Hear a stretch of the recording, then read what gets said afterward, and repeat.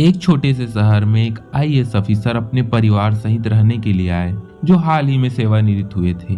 ये अफसर हैरान परेशान से रोज शाम को अपने घर के नजदीक एक पार्क में टहलते हुए अन्य लोगों को तिरस्कार भरी नजरों से देखा करते थे और किसी से भी बात नहीं करते थे।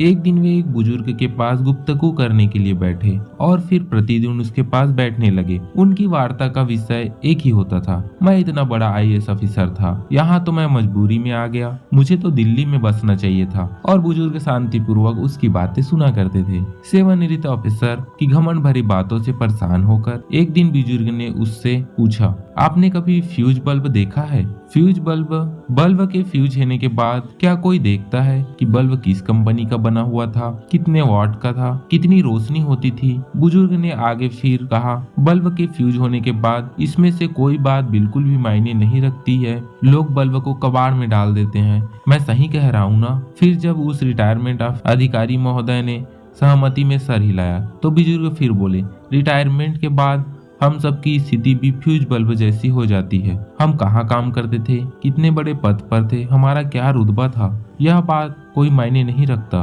बुजुर्ग ने बताया कि सोसाइटी में पिछले कई वर्षों से रहता आ रहा हूँ।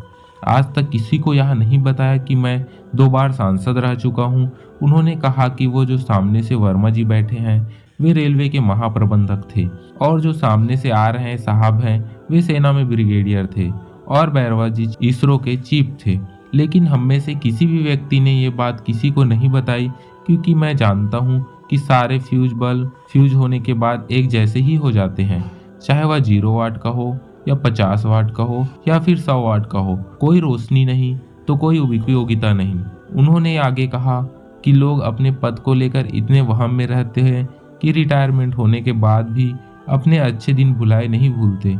वे अपने घर के आगे नेम प्लेट लगाते हैं, रिटायर्ड आईपीएस, रिटायर्ड पीएस या रिटायर्ड जज आदि।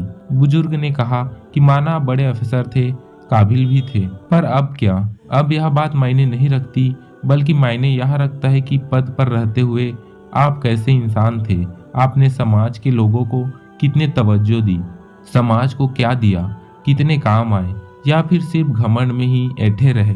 बुजुर्ग आगे बोले कि अगर पद पर रहते हुए कभी घमंड आए तो बस याद रखना कि एक दिन आपका भी फ्यूज होना है। बुजुर्ग की बात सुनकर सेवानिवृत्त अधिकारी सन्न रह गए और उसकी नजरें झुक गई।